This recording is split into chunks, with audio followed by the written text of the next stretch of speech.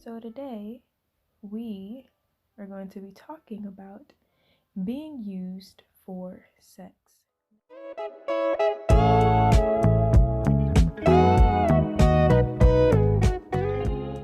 It's funny because when I film these videos, I don't really write down what I'm going to say. I just do it on top of my head, honestly. And this is something I felt like needs to be talked about because again, you're on a channel where I talk about what needs to be talked about. It's good when you know that you're being used for sex because you know what to look for, you know what to watch out for. But it is worse when you don't know that you're being used for it because you can be so attached to the person, you could be so in love with the person, you could love the way they smile, love the way they laugh, and they only love you for your boobs and your badonkadonk. So, with that being said, that comes to this video where I'm going to show you, well not show you, but I can tell you how to know if you are being used for that. So that way you could look for the signs and be careful and know what to look for.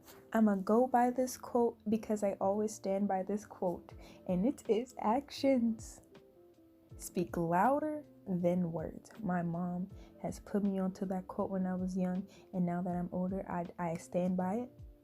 I stand by it so freaking much. Pay attention to the actions, not the words. He could say, hey, I'm gonna take you on a date, but never do it. He could apologize, but keep on doing the same thing. What was the apology for? You wasting your breath towards me, you know? Number one, look at what time they text you. Look at what time they give you attention, okay? A person that's only using you for sex, they're most likely going to just text you at night.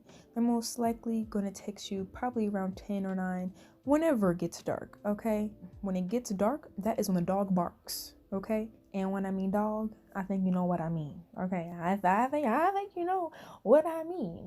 Number 2, pay attention, pay close attention to the conversation. See how the conversation goes. See where, ooh, I want to dig it in my nose. I was scratching the base, which is right here, okay? I won't dig it in my nose, okay? So don't attack me. Anyways, pay attention where the conversation goes. See how it turns out. See if it gets too sexual or if it gets too flirty. Because next thing you know, you could be talking about your day, telling that person how your day is, and all of a sudden, it gets turned into something sexual. So please, pay attention. Pay attention. See what time they text you and see how they text you. 3, this is where action comes in. All 3 of the tips I give you, it's all about paying attention and action. But number 3, the one I'm about to give you, is a big action.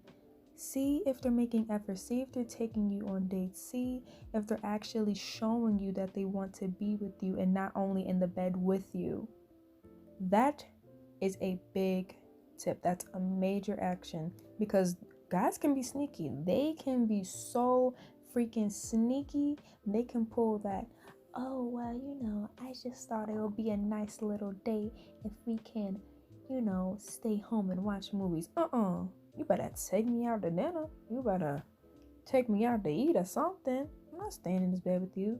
No. Number 4, I think tip number 4. Yeah, tip number 4. If they're not showing you to the family and friends, if they're not trying to introduce you, girl, you better run. You better run.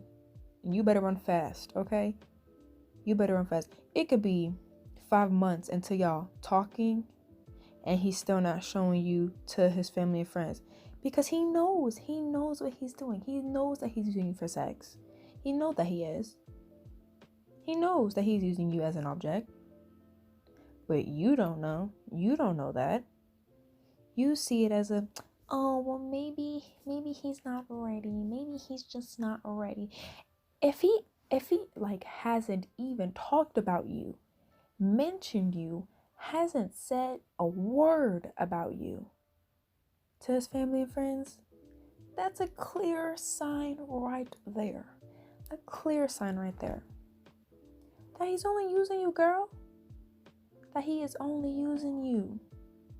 And that is where you come into action and you run as fast as you can, even if you got to jump some fences, and you click that block and delete button and you are gone and you become a strong, amazing woman and you know your worth. okay? Because you know your worth.